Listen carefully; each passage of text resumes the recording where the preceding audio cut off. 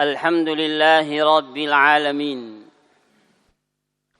والعاقبة للمتقين ولا عدوان إلا على الظالمين أشهد أن لا إله إلا الله وحده لا شريك له وأشهد أن محمدا عبده ورسوله الذي لا نبي ولا رسول بعده فيا عباد الله أوصيكم ونفسي بطاعة الله لعلكم تفلحون قال الله تعالى في القرآن الكريم يا أيها الذين آمنوا اتقوا الله حق تقاته ولا تموتن إلا وأنتم مسلمون وقال النبي صلى الله عليه وآله وسلم فإن أصدق الحديث كتاب الله وخير الهدي هدي محمد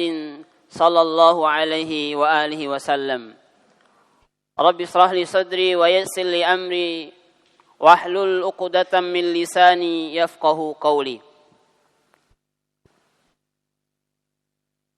إخواني في الدين rahimani wa rahimakumullah. Alhamdulillahi rabbil alamin. Segala puji lillahi jalla wa'ula, rabbul alamin, Rabb yang menguasai alam semesta. Karena sesungguhnya segala kebaikan, segala kemudahan, segala kebahagiaan dan segala kenikmatan yang kita rasakan hari ini atau yang kita rasakan di hari-hari sebelumnya, itu semua adalah karunia Allah Subhanahu wa taala. Allah Subhanahu wa taala berfirman di surah Al-Hijr, "Fabima bikum min ni'matin faminallah, wa ma bikum min ni'matin faminallah." Apapun nikmat ataupun kebahagiaan yang hari ini atau yang ada pada kita hadirin, faminallah, maka dari Allah lah datangnya. Betapa melimpahnya karunia Allah yang mana Allah mengalirkan dalam kehidupan kita. Bahkan di dalam sebuah kitabnya para ulama, Qawaidul Arba', karunia itu kadangkala Allah hadirkan berupa ujian. Terkadang Allah memberikan karunia kepada hambanya dengan bentuk ujian, yang dengannya dia bisa bersabar, yang dengan sabarnya Allah mengangkat kemuliaan dan derajatnya, yang dengan sabarnya Allah menyempurnakan timbangan kebaikan di mizannya Allah. Abu Qudamah mengatakan, salasatun la tuzinul mizan. Ada 3 amalan yang kalau ditimbang di mizan Allah, maka itu akan meluap saking banyaknya kebaikan pada 3 amalan itu. Salah satunya adalah sabar. Bahkan dengan sabar itu Allah ingin hambanya ini menjadi bagian dari hamba yang menikmati surganya Allah. Maka kalau kita membaca hadis, membaca Quran, ada kalimat wassalamun alaikum bima sabartum. Opening surga, di pintu surga itu ditulis wassalamun alaikum bima sabartum. Masuklah surga kalian karena kesabarannya kalian. Terkadang karunia itu Allah datangkan ujian agar kita bisa bersabar. Yang kedua, di kitab Qawaidul Arba' disebutkan terkadang juga karunia Allah itu ketika Allah memberikan kita kesempatan. Kesempatan untuk kembali ke sisi Allah dengan istighfar dan taubatnya kita setelah kita terjerumus dalam dosa dan kemaksiatan. Bisa saja Allah itu mencabut nyawa kita ketika kita terlena dengan maksiat. Tapi Allah memberikan kesempatan. Allah katakan, wa anistaghfiru rabbakum tsumma tubu ilaih. Ketika Allah memberikan kesempatan kepada kita, lantas kemudian kita istighfar kepada Allah atas segala dosa dan kesalahan kita, kita bertobat kepada Allah dari masa lalu dosa dan kesalahan kita. Apa kata Allah? Yumatti'kum mata'an hasana ila ajalin musamma. Allah akan cukupkan kenikmatan, kebahagiaan di hatinya sampai masanya. Yakni kita kembali ke sisi Allah. Itu yang kedua. Yang ketiga, karunia itu terkadang Allah menghadirkan nikmat di hadapan kita. Yang dengan itu mampu memberikan warna kebahagiaan di hati kita. Artinya kalau kita memahami 3 wasilah yang bisa jadi karunia-Nya Allah Subhanahu wa taala untuk kita, tidak ada alasan bagi kita untuk tidak bersyukur, hadirin. Terkadang kita hanya bersyukur kalau nikmat yang kita dapatkan hari ini adalah nikmat lebih besar dibanding yang kemarin. Makanya bersyukur itu bukan disebabkan hati kita yang bahagia, hidup kita yang bahagia, tapi bersyukurlah agar hati kita dibahagiakan oleh Allah Subhanahu wa taala. Hadirin, ikhwani fid din, rahimani wa rahimakumullah. Ketika kita bicara tentang syukur, poin pertama adalah syukur itu mampu memberikan kebahagiaan dan ketenangan dalam jiwa kita. Karena seorang ulama, Ibnu Rajab Al-Hambali, mengatakan dalam kitabnya Jami'ul Ulum wal Hikam, bahwasanya syukur ini adalah amalan hati. Amalan jiwa, amalan batin, amalan yang tidak bisa dilihat.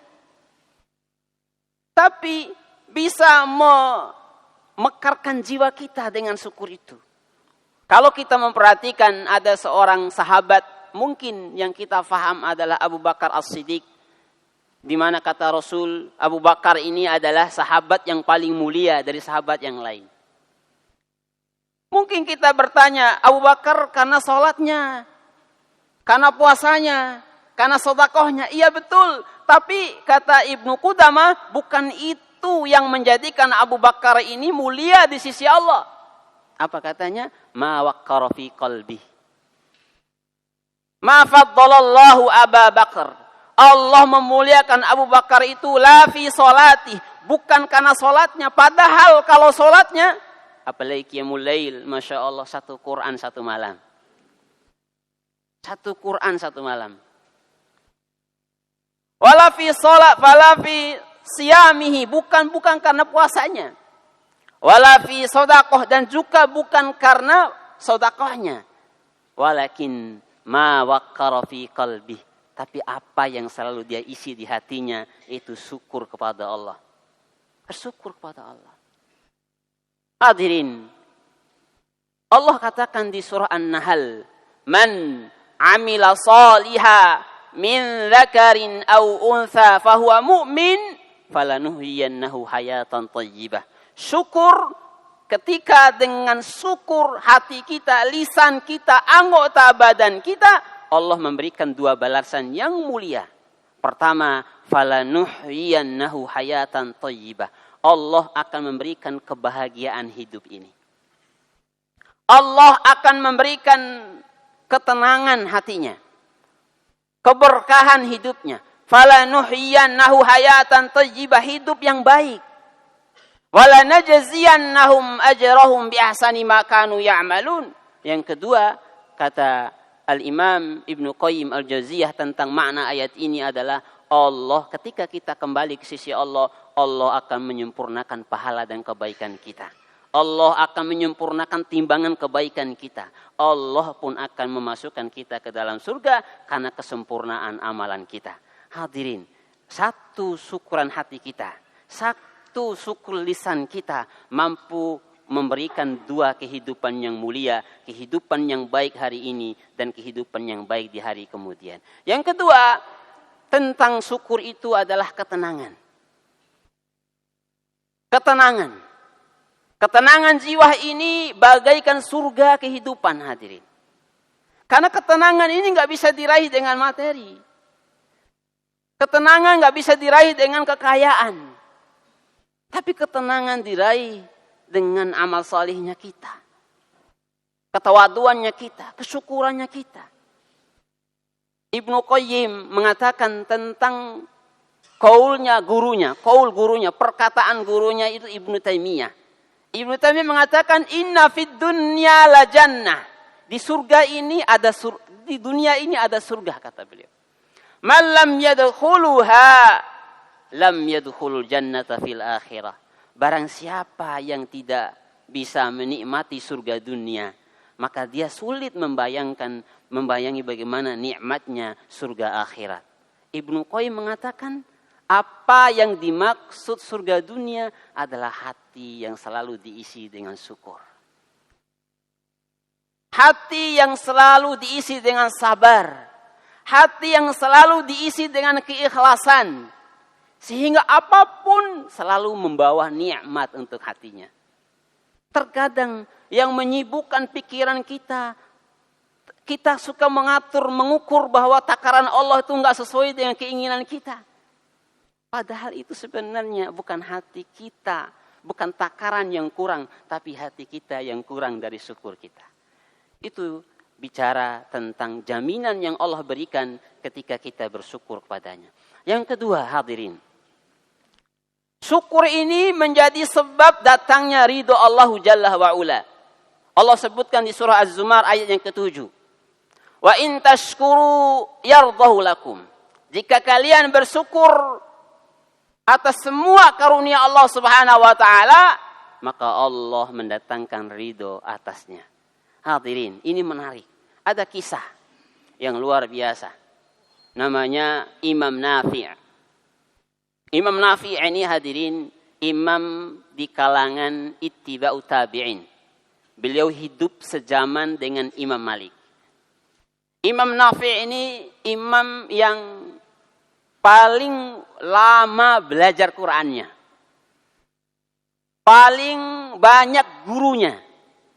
Disebutkan di dalam sejarah bahwa guru beliau 70 orang tabi'in. Imam Nafi'. Beliau awalnya adalah seorang budak berkulit hitam. Tapi karena kesyukurannya dia setelah memeluk Islam, dimerdekakan, beliau mendedikasikan waktunya untuk belajar Quran. Selama 90 tahun hadirin. Imam Nafi'. Sampai satu ketika Imam Malik berkata, ya Imam, udah imam di Masjid Nabawi. Gak usah belajar lagi. Apa kata Imam Nafi'? Saya masih ada guru yang perlu saya kunjungi. Yang perlu saya belajar darinya. Tapi Masya Allah, buah kesabaran belajarnya, dan juga dia selalu bersyukur di setiap pembelajarannya, Allah memberikan karomah kepadanya. Apa? Suatu ketika beliau bermimpi, dalam mimpinya Rasulullah SAW membaca Quran di hadapannya.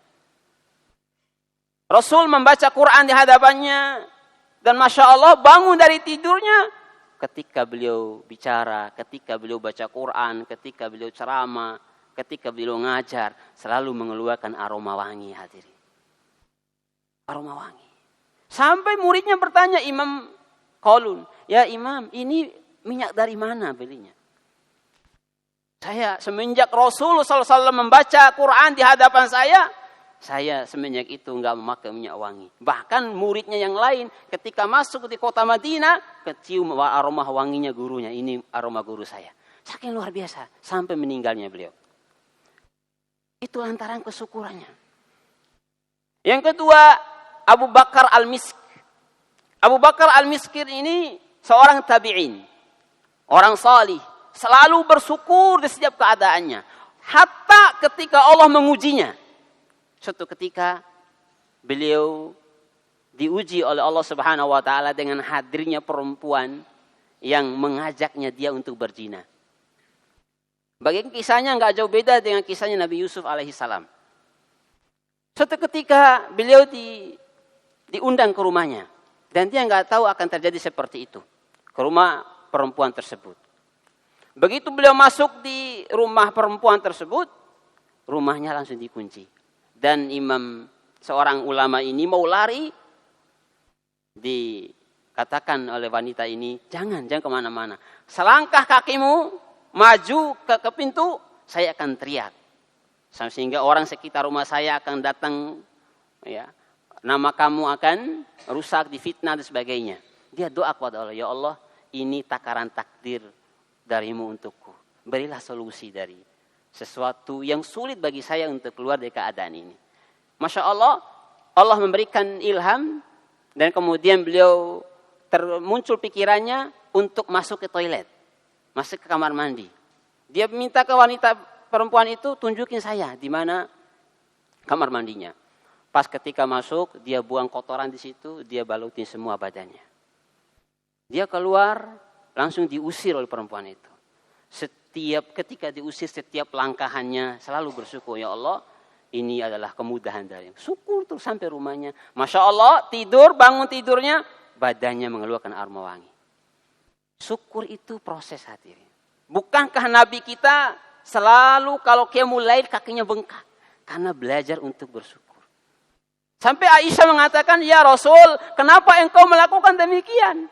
Kan engkau sudah diampuni dosanya. Apa kata Rasul? Afala akuna abadan syakuro.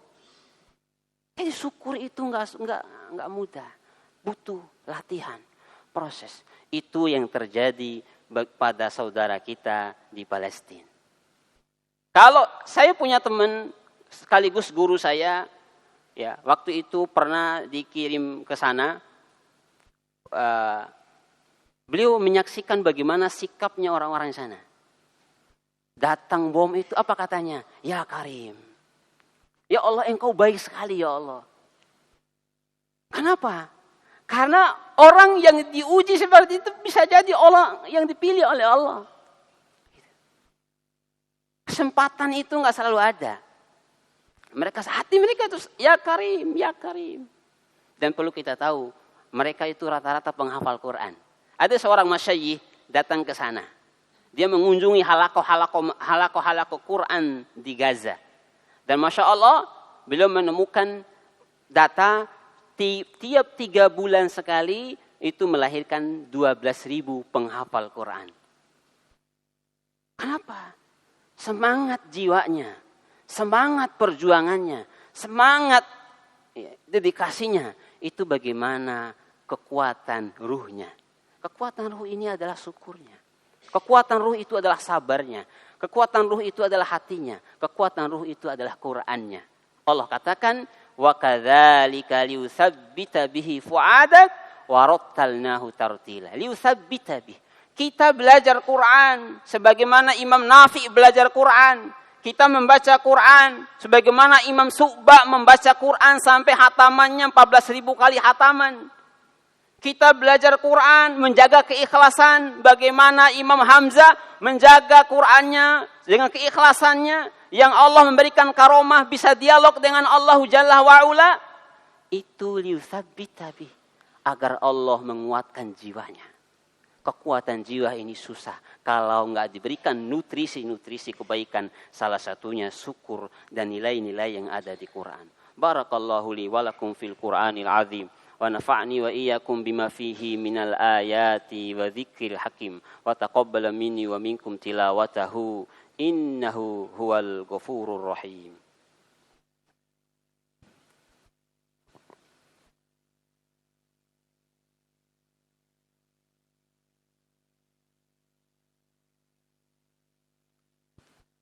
Alhamdulillah wa kafa. Assalatu wassalamu ala nabiyyin mustafa wa ala alihi wa sahbihi ani sidiki wal wafa. Hadirin, ikhwani fid din, rahimani wa rahimakumullah. Ketika ditanya Imam Abu Hanifah, ditanya oleh seorang anak kecil, ya Imam, mana yang paling berat? Amalan zahirah, amalan anggota badan kita, dengan amalan batinah, amalan hati kita. Apa kata Imam Abu Hanifah? Yang berat adalah amalan hati kita. Rasul mengatakan, innallaha la yanzuru ila suwarikum wala ajsadikum walakin yanzuru ila qulubikum wa a'malikum. Allah tidak melihat rupa kita, nasab kita, keturunan kita, tapi Allah melihat hati kita. Bahkan ketika catatan amal kita terpampang di dalam buku catatan, lantas kemudian malaikat mengatakan, ini penduduk surga ya Allah, Apa kata Allah? Lah, kamu nggak tahu hatinya. Makanya saksi di setiap amalan kita itu adalah Allah. Wa kafa billahi syahida. Kenapa? Karena Allah yang tahu hati kita. Maka mari perbanyak doa kepada Allah agar Allah lapangkan hati kita.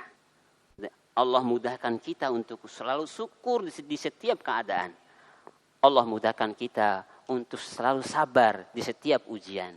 Dan Allah mudahkan kita untuk selalu ikhlas di setiap aktivitas kita agar semuanya berbuah surga untuk kita. Innallaha wa malaikatahu yusholluna 'alan nabi. Ya ayyuhalladzina amanu shallu 'alaihi wa sallimu taslima. Allahumma ighfir lil muslimina wal muslimat wal mu'minina wal mu'minat al ahya'i minhum wal amwat bi rahmatika ya arhamar rahimin. ربنا ظلمنا أنفسنا وإن لم تغفر لنا وترحمنا لنكونن من الخاسرين اللهم إنا نسألك رضاك والجنة ونعوذ بك من سخطك والنار اللهم إنا نسألك علما نافعا ورزقا طيبا وعملا متقبلا اللهم اجعلنا من أهل القرآن أهل الله وخاصته اللهم اجعلنا من أهل الجنة برحمتك يا أرحم الراحمين ربنا آتنا في الدنيا حسنة وفي الآخرة حسنة وقنا عذاب النار وصلى الله على نبينا محمد وعلى آله وصحبه وسلم سبحان ربك رب العزة عما يصفون وسلام على المرسلين والحمد لله رب العالمين أقيم الصلاة